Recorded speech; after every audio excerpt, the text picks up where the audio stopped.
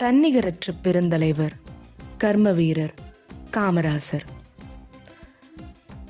படிக்காத மேதையாகிய இவர் பட்டி தொட்டி எங்கும் சிறுவர் சிறுமிகள் படிக்க பள்ளிகள் பல நிறுவினார். அவர்கள் பசியார இலவச மதிய உணவு திட்டம் கொண்டு வந்தார். அது மட்டுமல்லாமல் அவர் பல தலைவர்களை உருவாக்கிய காரணத்தால் அவருக்கு கிங் மேக்கர் என்ற பெயரும் உண்டு.